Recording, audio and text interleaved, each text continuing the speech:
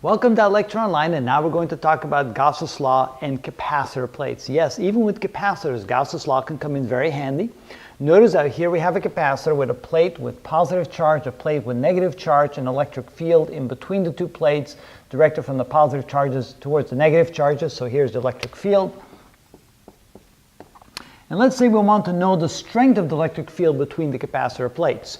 Now also, what if we want to find the strength of the electric field outside the capacitor plates in this direction, and then we find the electric field strength there is 0, because if we draw a Gaussian surface on the left side of the plate, since all of the charge will be residing on the right side of the plate, there's no charge inside the Gaussian surface there, and therefore there will be no electric field emanating away from the capacitor plates. All electric field will be inside the capacitor plates. Also, we're going to stay away from the very edges, because we know that near the edges you have what we call these edge effects, so we're also going to ignore the edge effects of capacitor plates.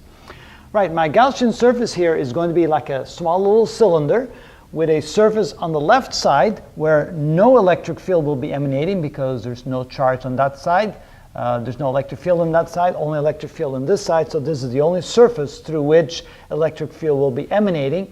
So when we look at our Gaussian equation here, Gauss's law equation, we have the electric field strength times the area. We integrate over the whole area, and that's equal to the Q inside divided by epsilon sub naught. So the only area of concern will be this area right here. We'll call that A. And so we have E times A. Notice we can write that because the direction of the electric field will be the same as the perpendicular vector to the surface of the Gaussian surface on the end here.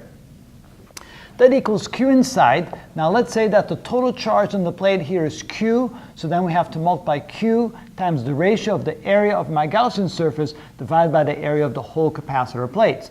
So this will be Q inside, so that will be Q, the total charge Q, times the ratio of the area of the Gaussian surface, we call that A, divided by the area of the capacitor. I'll write that A sub C. That will be the total area of the capacitor. And so this is equal, and then of course we can't forget the epsilon sub naught, which is the permittivity of free space. All right, now notice that we have the area on both sides. Now the area on both sides, of course, will be pi r squared, but that area on the left side equation will cancel out the area on the right side equation, so this disappears, and so we're left with the electric field strength is equal to Q, the total charge on the plate, divided by epsilon sub naught, divided by the area of the capacitor. And if we remember right, looking at capacitors, that's the exact equation of the electric field inside the capacitors. The charge divided by the area of the capacitor divided by epsilon sub naught. And so that's how we find the electric field strength inside capacitor plates.